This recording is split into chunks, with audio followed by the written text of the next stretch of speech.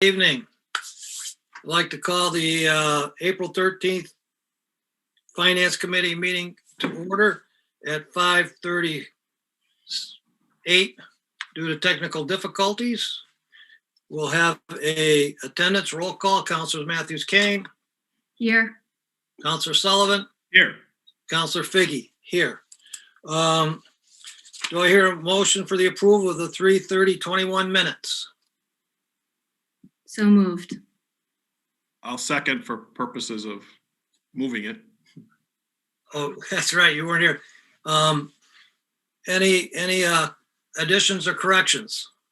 Seeing none, we'll have a roll call vote. Councilor Matthews Kane, Yes. Councilor Sullivan, Abstain. and Councilor Figgy, yes. Motion passes 2-0. We come to the part of the meeting for public participation. We have 15 minutes allotted. Is there anybody that would like to address the Finance Committee?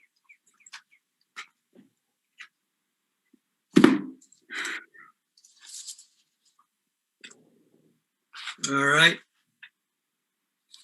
Seeing no one, moving on.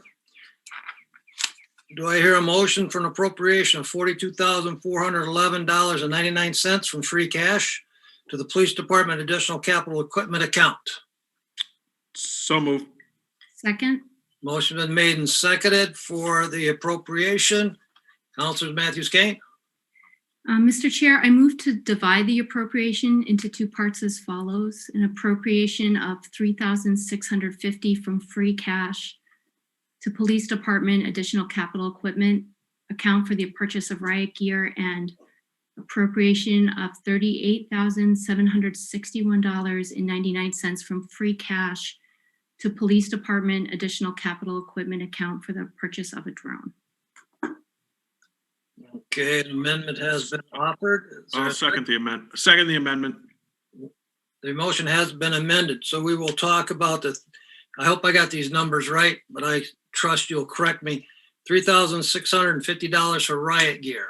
That's the first part of the motion. I see we have two esteemed officers with us.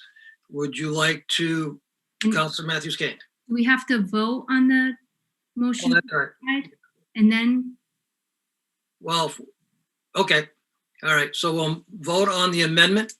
Those in favor, Councilor Matthews Kane, Yes. Councilor Sullivan, Yes. Councilor Figgy, yes. The motion has been amended. Now we can go to the breakdown of the request. $3,650 for riot gear. Was that the correct number? Okay. Lieutenant Bard or Detective Edwards, you want to fill us in on this, please? Yes. So that number is for 10 sets of shields, helmets, and batons. Why it's so important for us to get this particular equipment at this time in the political environment that we're in now. We can reflect back in 2004, which is the last time that we've had a riot within the city of Westfield, and that was up at Westfield State University during the American League Championship Series, which Boston beat New York Yankees. There was a riot on the campus, and we were really left. We really kind of were hung out to dry. We had sparse equipment rather back then. And it really showed the true effects of what we really couldn't do at that point in time. And then of course, when they actually won the World Series, there was another riot at Westfield State University. So we augmented or supplemented Mass State Police at that particular time. But we do have, our other concern is that we do have mutual aid agreements to all the surrounding cities and towns. So if by chance there was ever a riot in Southwick or Southampton or Holyoke and they're requesting a mutual aid, we really don't want to be behind the 8 ball again, like we were back in 2004. And that training, that particular training is a skill set. And then I don't want to talk on behalf of Detective Edwards. That's his forte. He's our DT instructor and our taser instructor as well, self-defense. So he can add his own 2 cents to this, but I think this is just a start to have 10 sets of shields. And these shields will, of course, will be updated. The ones that we had are archaic. They're some are cracked. They got numerous scratches on them because they weren't properly stored in a bag, which typically is what they do come in. And that's just, like I said, that's just the bare necessities. That's just at ground level, essentially. I mean, you're looking, if you really should be having gloves, some elbow pads, and other types of equipment. And I'll have Todd express his concerns as well. All right. Is it okay if I talk? Absolutely. I'm not sure what the parliamentary procedure is. It's been a while since I've been involved in this. Apologize. Back in June 4th, we were involved in a situation where there could have been some issues. So we went to the National Guard and we requested this personal protective equipment. I really don't like using the word riot gear simply because that's not really what it does. This is to protect our officers from becoming seriously injured, from becoming damaged, and the shields and the helmets are two of the basic necessities for that. Batons, although they can be used for assault, behavior, we would use them to primarily garner distance between us and the people that would do us harm. So the use of riot gear is kind of not the word I like to use, but just basic necessities to protect officers from those who would do us harm. There was an incident that I remember up in Amherst with I can't remember around St. Patrick's Day. The Blarney days. Where they would get bottles thrown at them and officers were getting cut because they didn't have the personal protective equipment. So my thought process is we could not get that from the Air Guard because we had to go through MEMA, and they refused that. So we were on our own to provide our own personal protective equipment for officers in the station if the need arose. So we were really, like Kevin, Lieutenant Bard said, behind the 8 ball as far as protecting our officers. So by having a helmet, shield, and baton, those are the basic necessities to create distance between us and protect officers. Any other questions? Councilor Matthews K. Thank you, Mr. Chair. So you talked about an issue on June 4th. Can you elaborate on that? There was a gathering. It was a demonstration down on the green where we could. I'm sorry. The Black Lives Matter protest? Yes, ma'am. And you were concerned that was going to turn into a riot? No, ma'am. But there are issues that we would like to protect our officers in case it did turn into an issue. So to have personal. There, it was very peaceful. No, it was, and I agree. Some places it wasn't, however. So, and you did talk about Westfield State, which I know there have been riots there in the past during sporting events, and you did mention Amherst. Right. But what indications are there that the city of Westfield needs riot gear? Well, and I'd like to go back to what Detective Edwards said. I don't think the riot gear is a right word to be using. I think it's that equipment is a safety. It's a safety equipment for the officers. So it's not necessarily for individuals who are protesting or whatever they're doing. But it also, if we come into somebody who's mentally disturbed, this type of equipment can be used in those sets of circumstances. So it's not just used for riotous people, it's used for a number of things, but it is essentially protective gear. It's trying to protect our officers from putting themselves in harm's way, and at the city's expense. So if one of those officers get hurt, they break their arm, they break a leg, whatever, they're going to be out for an extended period of time. And if we can prevent those instances from happening or from escalating to a point where it is putting our officers in harm's way, we want to be able to protect not only the officers, we also want to protect the city's best interest in potential lawsuits and potential officers being out for long extended periods of time because they're injured on duty. Councilor Matthews, Yeah. follow up. Thank you. I know that you're using the term protective gear. Yeah. But on page 14 of last week's council share, they showed us the invoice and it is listed as a riot helmet and a riot baton. Those are the words used Right. on the invoice itself. Right. Yep. And that's not, I mean, that's just the way it's presented itself through these companies. It's not something that we took upon ourselves to put that type of wording in the proposal. That's just what, the Century or Guardian, that's how they phrase it. That's from them. I don't know where that came. I didn't take a look at that. So I can just tell you that the batons that we have, collapsible batons that we use, that we're trained in from the academy, in which Todd recertifies us every year on. But the other batons in these particular situations, they're larger batons. They're made out of hard rubber, which gives us distance. We're able to use these types of equipment to gain distance from the people who are trying to put us in harm's way. So it's not used as a weapon, so to speak. It is used to protect ourselves from potential weapons that they may have, and also to be able to push back the crowd or to create distance from the crowd and or an individual from ourselves. Any other? Councilor Matthews-Kane? You've talked about Westfield State. I did a lot of research into some of the things that have happened in the past. Sure. And in 2017, there was a mob and police in riot gear showed up and circled the globe.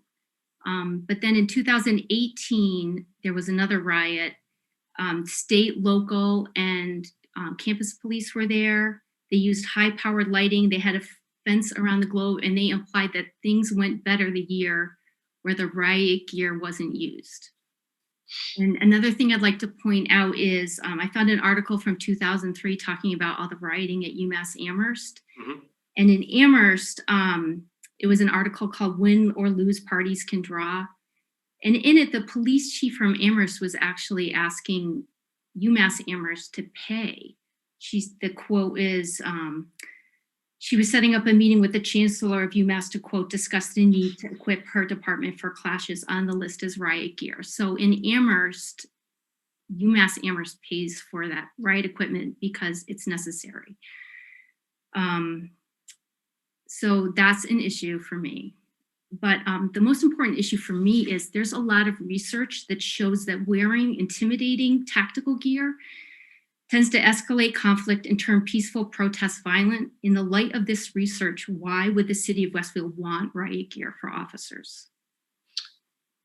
Well, once again, I understand where you're coming from, Councilor Matthews, but I think for us, once again, I hate to see something happen and have us not prepared equipment-wise. Then to go there, not having the equipment that we need, and then all of a sudden we're being attacked. We're being attacked by these individuals. So I don't, once again, typically speaking, these individuals, and from what I can only tell you the one that I was on back in 2004 at Westfield State University, we were held at bay. We were held in the back. We were kind of held in the background. We were not brought out unless they got extremely out of hand, and then we would have been brought into the fray. That didn't happen, but thank God it didn't happen, because we were ill-equipped with the necessary equipment to fend off these individuals who were essentially rioting on the campus. So. Counselor? I understand that in 2004, that's what you experienced, but the newspaper articles make it sound like different strategies are being used currently, that there's more of lighting issues, like a clear police presence from the very beginning, and more fencing. So right. The article made it sound like the riot gear was not necessary. And I wasn't there. I'm not 100% sure. I'm basing what I'm saying on the article. Right. So I can tell you this. when we are aware, when law enforcement is aware of certain situations where it potentially could get out of control, then we can do a preemptive, or we could do not, I don't want to say a preemptive strike. We can kind of do a proactive approach and take what you're saying into consideration. But some of these things escalate in a matter of seconds, matter of minutes. We don't have that ability. We don't have that ability to bring in floodlights and do all this other stuff. So we have to come prepared. And once again, we have this model down the state at our department. I'd rather be trained in something that I don't need than need something that I'm not trained in. So, and that's just for everybody's protection. So, I understand where you're coming from, and it does appear to be intimidating, but I think at the end of the day, we're trying to make sure that our officers are going to go home safely to their loved ones and to their family. And it's not meant to intimidate. It's not meant to essentially intimidate. But go ahead, ma'am. And this is my closing comment is, you talked about going home safe to your loved ones. My husband's in the Marine Corps, and, I'm glad he has equipment to keep him safe, the right equipment for the right situation. But I think it's also really important to ask, what is the right equipment for the right situation? And that's where I'm coming from. So I respect your opinion. I did want to discuss this. So thank you. Mm-hmm. Thank you. Any other questions, comments from the councilors? Todd, do you have any questions, Todd? I'm sorry? Do you have anything to say? I'm waiting for, if Chairman calls on me, I'll respond. Okay. Detective Edwards, would you like to make a comment? The only thing is, the biggest thing that we care about is protecting our officers. And I hope this equipment would stay in the closet for 50 years. Unfortunately, that may never happen. That may happen. But to have that equipment available, that if an awful thing does happen where we need to gain access to it, I think it's important for officers that are placed in that position. And like I said, I hope it never happens. This is a wonderful city. I don't foresee it happening, but it may happen. So not to have the equipment, not to protect the officers from just simply a bottle being thrown from someone in the back and protecting their head. That concerns me. I want to see, as Lieutenant Bart said, I want to see guys I work with, I want to see myself be able to go home and not be altered by something that bad might happen, even though it may not happen. Okay. Councilor Sullivan. Just kind of following up on that, I guess, just in terms of, keeping it in the closet for 50 years, which I would hope as well. So just in terms of deployment, then, you gave we were given a couple of examples at the college and then, the gathering on the green. Will the police department immediately show up in the gear, or is this one that the situation gets assessed and then there's a different call that goes out? Do you want to take that, Kevin? Or do you want me to take it? Yeah. So two things, Councilor Sullivan. So to go back to the Black Lives Matter, we were, believe it or not, we were out there. We were out there in the behind the scenes doing what we had to do. But we're allowing those peaceful gatherers, and to your point, Councilor Matthews Kane, you were correct. It was a very peaceful demonstration, but we also did our due diligence, and we had those conversations with the people that were putting on that demonstration, and with our upper administration here at the PD, and we wanted to make sure that we were all on the same page. And we just sat back. And Detective Edwards will speak a little further on this, but we just sat back in the background and just watched, and just to make sure that everyone was being safe. The protesters were going to be safe from the community at large, or from anybody who was driving around. And also, we want to make sure that our officers were in a position to protect themselves as well. But we didn't have that equipment, and had that turned 180 degrees, we would have been behind the eight ball. Okay, I can so tell you that now, but that equipment was not brought out in that particular situation. right. So, but we also didn't. Okay, so with this new equipment, the same scenario would take place. I guess, just because we have the equipment doesn't mean we should necessarily even take it out of the closet either. I get it. You want it for protection if you need it. So I guess I'm just trying to make sure that the same process where everybody conducted themselves extremely well, in the event that you're talking about. So I just want to make sure that that's the same protocols moving forward. Yeah, Todd, you can take that one. The thought process with that type of issue would be there would be officers stationed inside in case things went really, really bad. They would not be out there right off the bat. Things would have to deteriorate quite a bit before they would be presented or to protect whatever needs protecting. There would be a quick reaction force, I guess is a good way to put it, and to have them stationed inside in the garage, anywhere in case they are needed, and do have that protection available to them. That was the thought process, not immediately coming out, but waiting for that situation to arise where they would be needed. Okay. Anything else? Okay, we'll go to a vote. For approval, Counselor Matthews Kane. Just so we're clear, it's on both. The motion is for both of them. We didn't split it out. We split them up. This is So just you're taking two separate votes. Okay. two separate votes. This Thank is you. protective equipment. I like that better than riot gear. Personally. Counselor Matthews Kane, Respectfully, no. Sorry. Counselor Sullivan, Yes. and Counselor Figgy, yes. Motion passes 2-1 in favor. The next part of this motion is for $38,761.99 to be used for the purchase of a drone. Do I hear a motion to approve? So moved. Second. Motion been made and seconded. Any information about the drone from Lieutenant Bard? Oh, this is not my field of expertise. I'm going to give this to Detective Edwards. He is our drone operator. So Well, I had a 50-50 chance. Yeah. that's all right. Edwards, fill us in on the drone. Yes, sir. Right now we have an Inspire 1, which was purchased back in 2017 by a benefactor who gifted it to the department. And we've been using it since with great success for specific missions, to find people who are either lost in the woods, runaways for juveniles, and I can't remember, documenting scenes, that type of thing.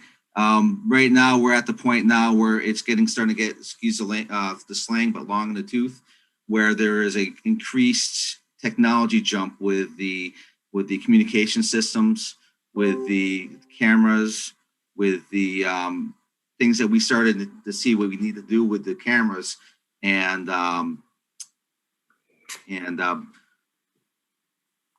to be able to have infrared and visual at us at one time. What we want to see is we want to be able to leave a controller at a command post, and the pilots have to move around with the aircraft in some situations. By leaving that controller behind at the command post, we can just put it into auxiliary mode, so we can feed that information to the command post to allow them to see what we're seeing. Right now, we have to radio in and play charades and say, now this is what we see, and this is what we see in front of us, and this is what you should do. We also have a drone that has open wiring that if it gets any mist, it may short out. The new one would have an IP45 rating that is dust and light rain approved. The new one would have 2 batteries that allows for 45 to 55 minutes worth of flight time, as opposed to about 20 right now. And the payload would be 6 pounds versus 3 pounds, the old one being 3 pounds. We would be able to drop equipment for people who need it. The new one would have a speaker on it. Right now we have a speaker on our small one to allow us communication for people who are lost, for people who are that need direction. We have it on a small one that isn't really that loud, but the new one, I guess, is like, it booms. It has a floodlight on it, so we can provide aerial light to officers below to guide them to where they need to go, or to the people who are lost, or to document scenes, or that such of issue. The one we have right now is it's getting old. The distance that we can go with it is very limited. To feed that image to a command post, we actually have to be co-located at the same place and plug a cable into it. And it's just much better now. It's been 5 years since the last improvement.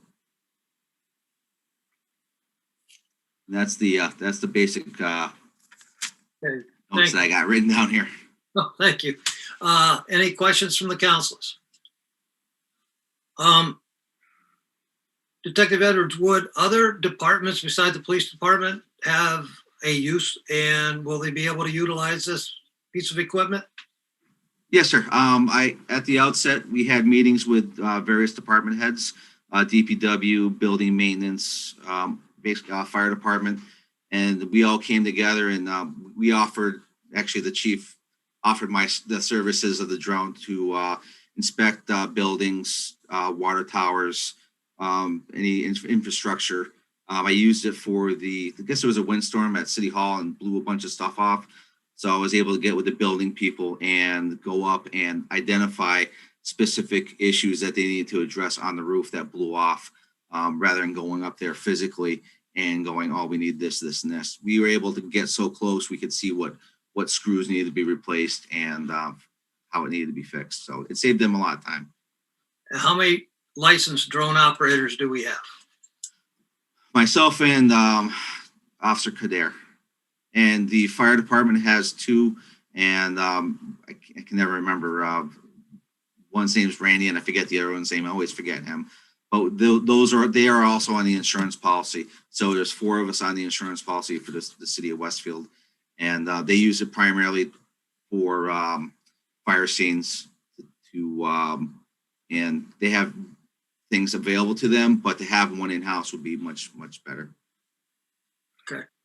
Counselor Sullivan. And just on those comments with the fire department, so we just have the one drone for the entire city, right? We have the Inspire 1 version 2, which is our large drone that has the night vision capability with the infrared sensors, which also kind of senses heat.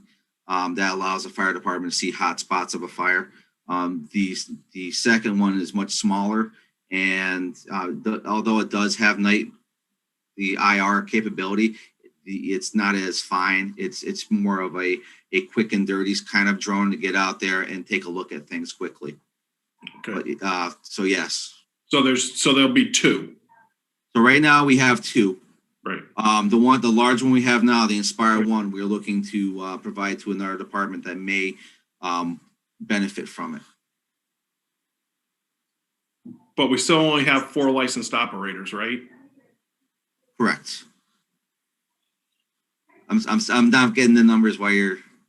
I'm not looking to buy a fleet of these things, and to be honest with you, I have seen, to be perfectly honest, the police department have something and the fire department wants the same thing, and vice versa, and then all of a sudden the building department wants their own because they don't want to call you and it's faster and whatever. So I'm just trying to figure out how many there are and how many we're going to have, and are you the keeper of all the drones?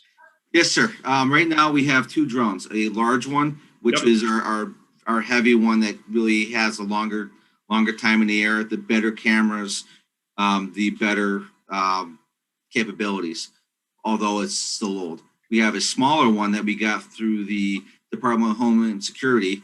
It's a small Mavic drone. It's primarily because it's smaller, it's easy to move around from point A to point B. We were involved with the fire department in talking about purchasing this drone, and we were together with it. We have made ourselves available to other departments, but really it's been few and far in between. But the fire department is who we're involved with right now. Detective, we have 2. This purchase would be 3. Are we looking to sell any of the inventory? So that Yes, sir. That's the Inspire 1 that we have right now. There is a friendly police department we are looking to move that to who could benefit from that older technology, but it's cost prohibitive for them to buy a new one. So we would transfer this one, the old one, to them, and then we would have this new one as our higher capability, drone rather than the quick and dirty drone that we would keep. So we keep the Mavic. We would look at purchasing this, our M300 RTK, but the Inspire 1, which is the big one, the old one now, would be moved off to another police department. So we would still maintain only 2 drones. So we'd have 2 drones. Yes, sir. Thank you for that clarification. Okay, my apologies. No, that's It's in my quite, head somewhere. I just got to get it out. that's okay. Well, trust me, I can relate to that. Any other questions before we move to a vote? Seeing none, we'll have a roll call. Oh, Councilor Matthews Kane. Thank you. When was the last time your drone policy was updated? That would have been, I'm trying to see where that is. That would have been prior to the, going down here. That would have been September 1st, 2020. And how often is it updated? I'm sorry, I'm just going to refer to it. I think every 2 years we have to refer to updates that changes in the laws, because it is a new technology. The laws are always changing. As you may or may not know, there's like a couple bills in the Senate that deal with the use of drones by the government. It's been since like 2014 that they've been kind of going back and forth, and we have to keep up with that. So I think it's listed as 2 years off the top of my head. Yes, the policy shall be reviewed every 2 years for compliance with any changes in law or federal agency rules. But we tried, because it's so new, we try to keep up more than that, because they just had a reauthorization act through the FAA, which changes a bunch of rules that we have to readdress and see how we fit into it. But it's always a constant process. But before we put pen to paper, we want to make sure it's consistent. Anything else? Seeing none. Roll call. Councilors Matthews Kane, Yes. Councilor Sullivan, Yes. Councilor Figgy, yes. Motion passes 3-0. Both these items will be forwarded, and I will speak with the city clerk to see how we can get the agenda modified to represent the 2 motions. If not, we may have to do the same thing we did tonight, but we'll figure it out. All right. That brings us to our next item. Do I hear a motion for the approval of a bond order in the amount of $12,257,000 for the construction of a permanent granulated activated treatment facility for 122 at the Dry Bridge Treatment Project? So moved. Second. Motion made and seconded. For purposes of discussion, a series of questions were submitted. I don't know if it's well for somebody who just came on, but the audio is not really good. So I would suggest if people aren't talking, maybe mute. That's a great idea. Councilors Figgy and Councilor Mello were the only councilors to submit questions regarding the bond. So what I will do is I have submitted them to the mayor, who submitted them to the department heads, who have responded with answers. So I will read the question, and then an appropriate personnel will give the answer. So question number 1 was by Councilor Figgy. How much money will the ratepayers save with this bond? So I don't know who wants to answer that one. This is Matt Barnes, the treasurer. Hi, Matt. Go ahead. We're good. So the estimated savings is just over, it's right about $5 million. This is based on a calculation that Time Bond helped prepare that was presented at the city council meeting. The biggest savings of this relates to the city not having to pay interest. The SRF loan is interest free. So it was estimated that the interest cost would have been 2.3% if we had gone out on the open market and sold the bond. And then additionally, the SRF program allows for debt forgiveness of the borrowed amount through the SRF program, and that's $2,427,000. So there are some fees that the city would have to pay to be part of the program.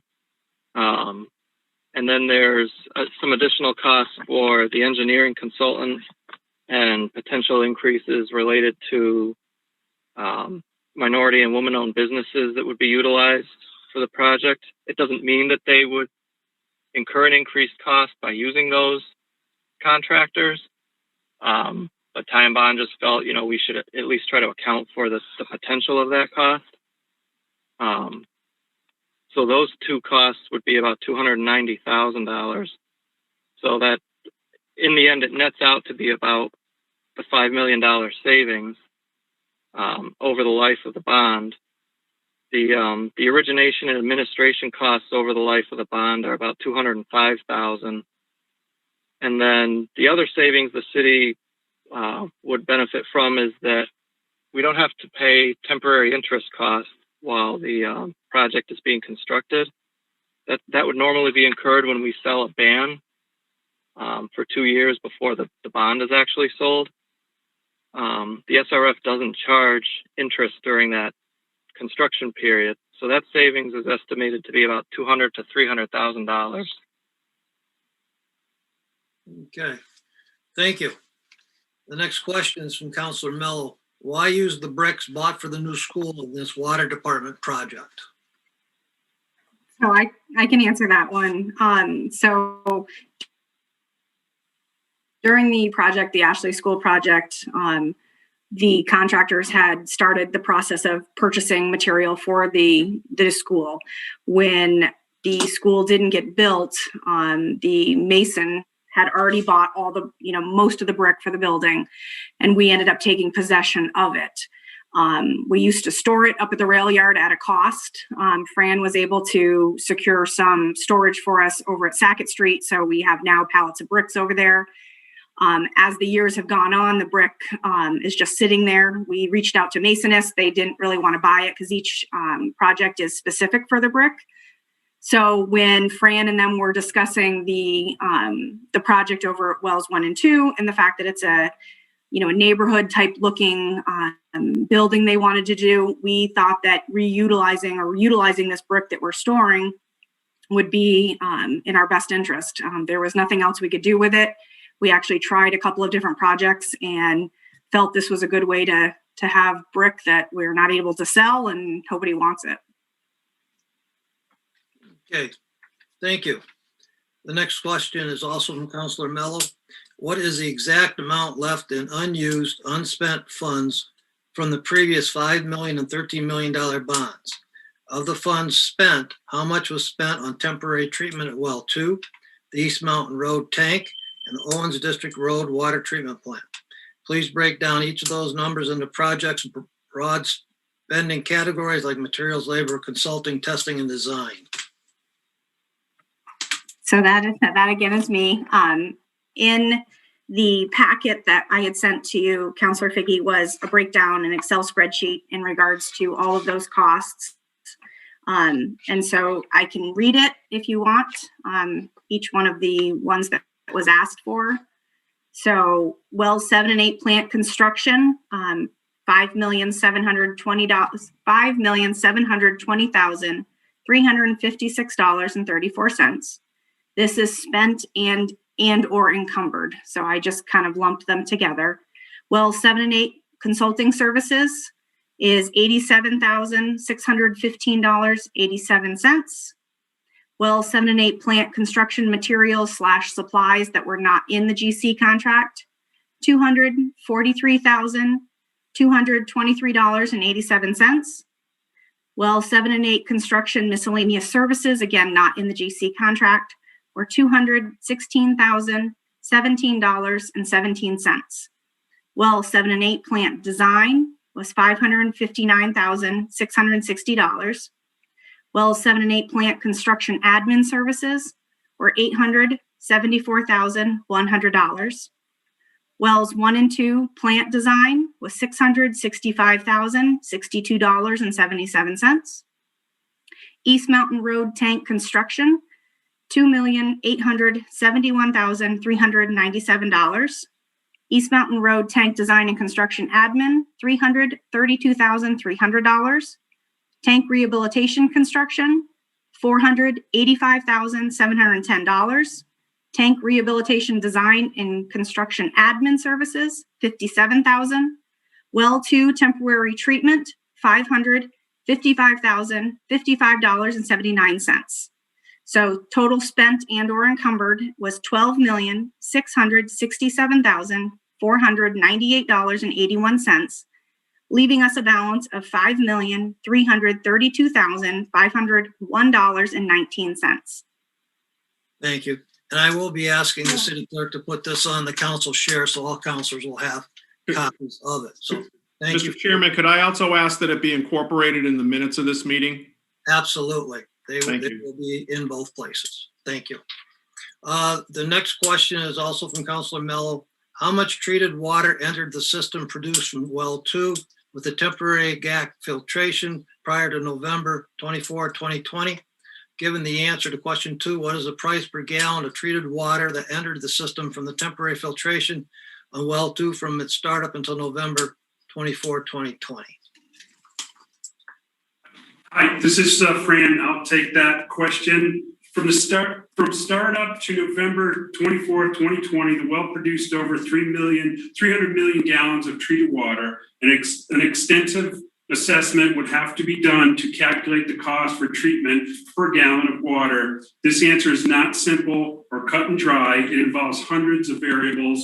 Some of the factors that it depends on are the amount of water we pump from the well, longevity of the filter life, power usage, cost of temporary structure and heating, chemical usage, cost offset from other areas of the water system, whether you are looking at the cost of water produced or cost of water at the tap, where in the system, your baseline location for comparison is, etc. Additionally, capital cost for construction will be spread out over the entire useful life of the components of the plant. So the longer the plant is in use, the more spread out the capital costs become. And if the components are reused from the temporary system, such as the intention with the GAC contactor, that capital cost is spread out even further. Some of the supplies costs are readily available, including for each 40,000 pound filter, the cost for GAC replacement currently would be approximately $120,000. Cost per sodium hypochlorite tote, 270 or 250 or 275 gallons per tote is normally approximately $1,000 with a credit for each tote returned. From startup in November 2018 through November 24, 2020, we have ordered approximately 6 totes. The cost per gallon of sodium hydroxide is currently 90 cents per gallon, and in that same time period, we ordered approximately 12,100 gallons.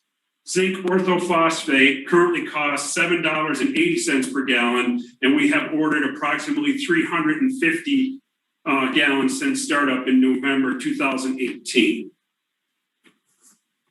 Thank you for that breakdown.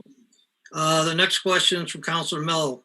How much treated water has entered the system to date from the Owen District Road Water Treatment Plant? Given the answer to question 2 at this point, what is the price per gallon of the treated water that has entered the system produced from the Owen District Road Treatment Plant?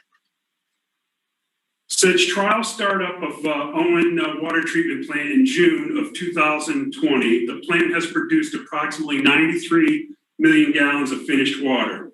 As in the previous answer, an extensive assessment would have to be done to calculate the cost for treatment per gallon of water. This answer is not simple or cut and dry and involves hundreds of variables. As for the supply cost, as outlined above, the cost per filter to replace the GAC currently is approximately $120,000.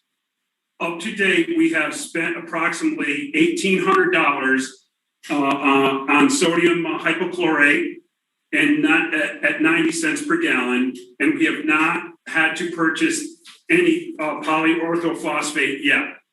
We do not use sodium hydroxide or zinc orthophosphate at this location. Thank you. The next question from Councilor Mello is, what is the cost for the Dry Bridge Road construction with just the Butler Building and water treatment necessities? Does the money spent on the current plans for extra office space qualify for the loan forgiveness and 0% interest?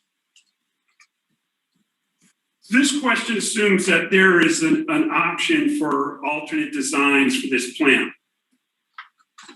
Alternatives were considered in the initial stages of project design. The plan is now designed, permitted, approved, and funded as it is. No optional change out of the building types or design alterations will be acceptable without starting over through the entire design and permitting process. And there would be no funding tied into that process. This is not a generic project where pieces and parts can be manipulated and changed around. Additionally, this question assumes that there are some superfluous items added into the design that are not necessities. All of the elements in the design have been included because of the need for them. There is no extra office space. Our water treatment facilities have office and conference room, which is part of the original design. And this one has been designed to be larger than the previous plant design due to lessons learned through that plant operation and the necessity for having a north side base of operation during an emergency. Thank you. Next question from Councilor Mello. At what concentration and from where specifically in the system is a threshold for ordering replacement carbon media for the GAC filters? How do these parameters affect the estimated price per gallon of the treated water from the proposed Dry Bridge Road treatment plant? What is the expected downtime, if any, for change out of filter beds? As has been previously described, when questions about operational decisions are posed, all of our operational staff are appropriately licensed by the state of Massachusetts to perform their jobs. Their professional judgment on how to meet the needs of the city as well as maintain and exceed compliance with all appropriate local, state, and federal guidelines for clean and safe drinking water will determine operational decisions. Regarding the presumed intent of the question, well 2 currently has low-level PFAS detections at the 25% port after producing over 300 million gallons of finished water. There are a multitude of factors that will weigh into when to order new carbon. It would be safe to say that once we see PFAS detection at the 50% or midpoint, that will give us a better estimate as to how long the filter will last and when to change the carbon out. Since we will have seen how many million gallons have been treated before detection at the first 2 sample ports, this will still leave 50% of the filter after any reliable PFAS detection that has yet to be used and will allow the scheduling of filter GAC change out to happen prior to any reasonable risk of PFAS MCL violation or breakthrough. Thank you. The next question from Councilor Mello. Were non-targeted PFAS analysis or bench scale testing performed with the water from well 1 and 2?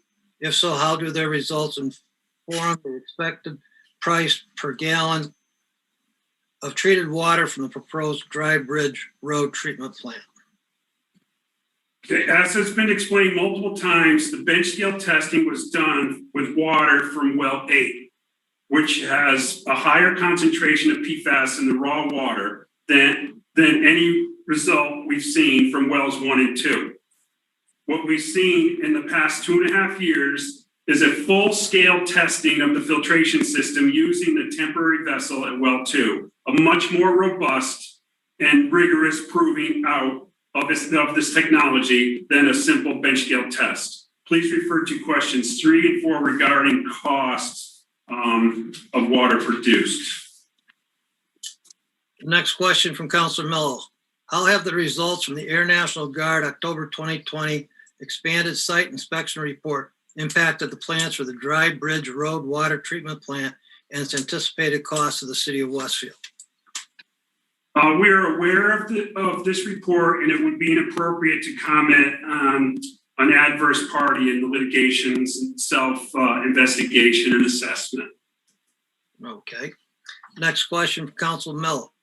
For each year, 2015 to 2020, what was the annual production for each of the Westfield water sources, each of the groundwater wells, the Granville Reservoir, and the total purchase from Springfield Waterworks?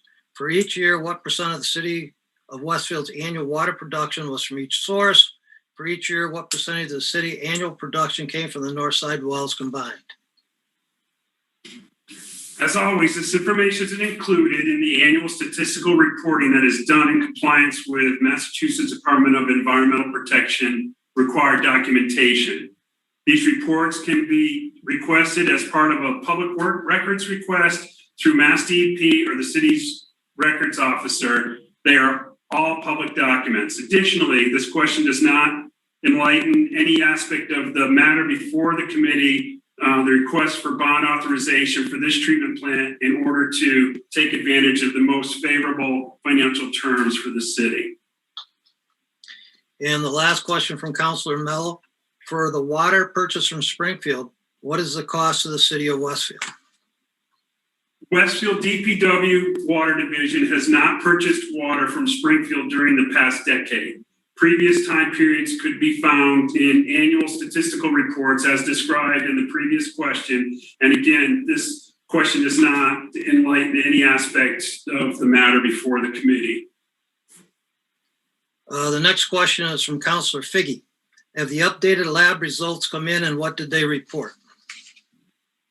Yes, although this question does not apply to the bond authorization and therefore does not enlighten any aspect of the matter before the committee, for the purpose of transparency, we can go over this information in brief as has been discussed previously.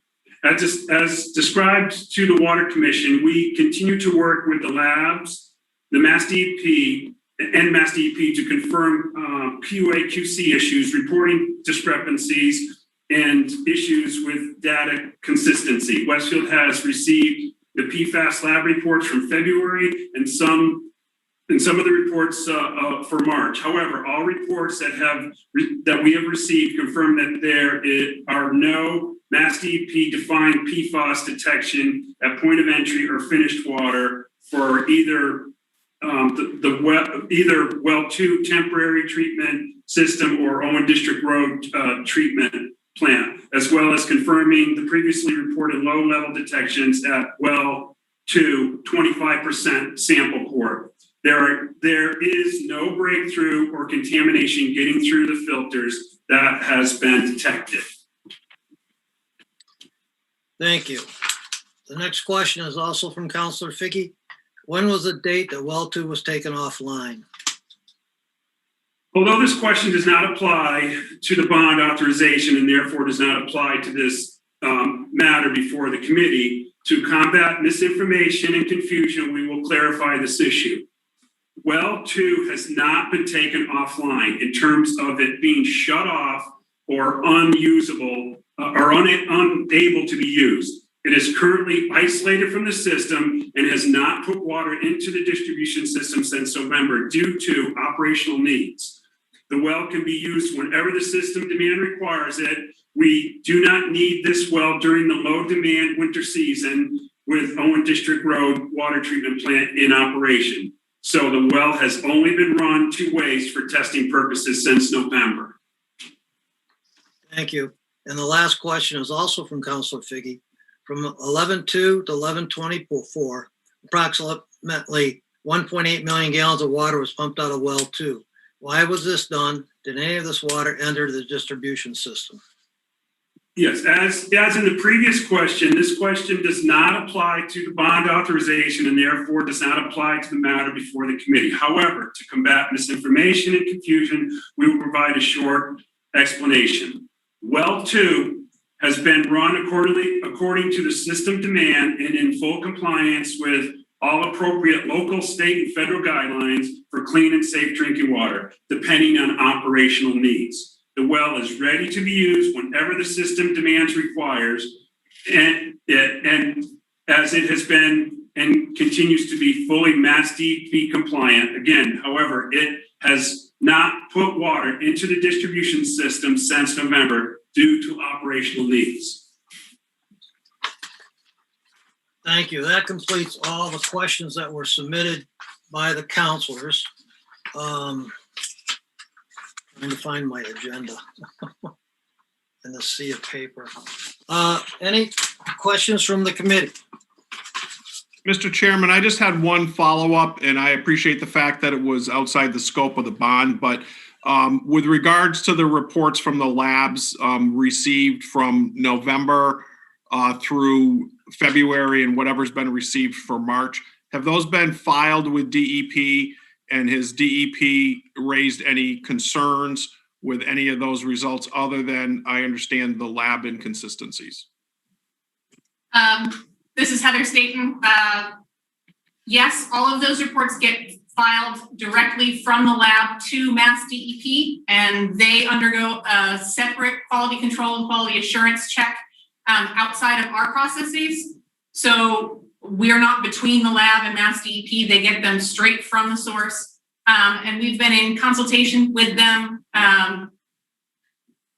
the entire time. And Mass DEP does not have any concerns about the discrepancies that are shown in terms of the safety of our drinking water. There are quality control issues when you get down to these really low levels of contaminants. And Mass DEP is working with systems around the state and labs that have been certified to resolve some of these issues as the technology exists to report lower and lower quantities or estimated quantities. These are the kinds of issues that come up. So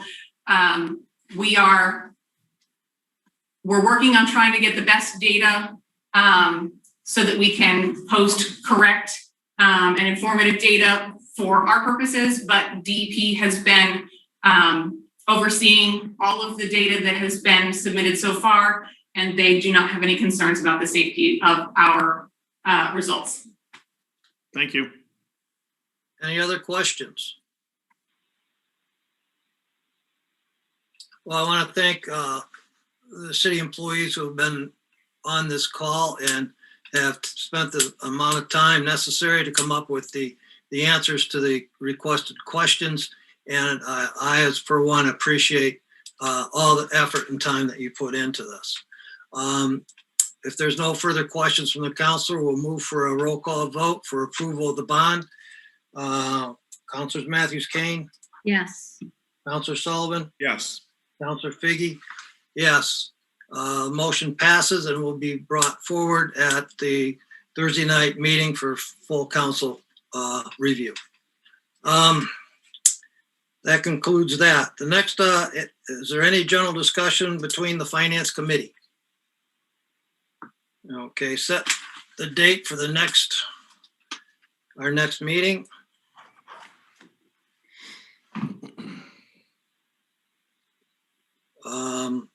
Next meeting will be May 6th. So do we want to do May 4th? Sure. Councilor Matthews Kane, is that good for you? Okay, so May 4th at 5 o'clock. Councilor Olinsky and I have discussed, and he's going to move his meetings to Wednesday so we don't have the 5 o'clock conflict. So that'll keep us going. 5 o'clock somewhere. 5 o'clock somewhere. That sounds like a plan. Anything else before the committee before we adjourn? Do I hear a motion to adjourn? So move. And seconded? Second. This has been made and seconded to adjourn. Roll call. Councilors Matthews Kane, Yes. Councilor Sullivan, Yes. Councilor Figgy. Yes. Thank you, guys. Thank you, everyone.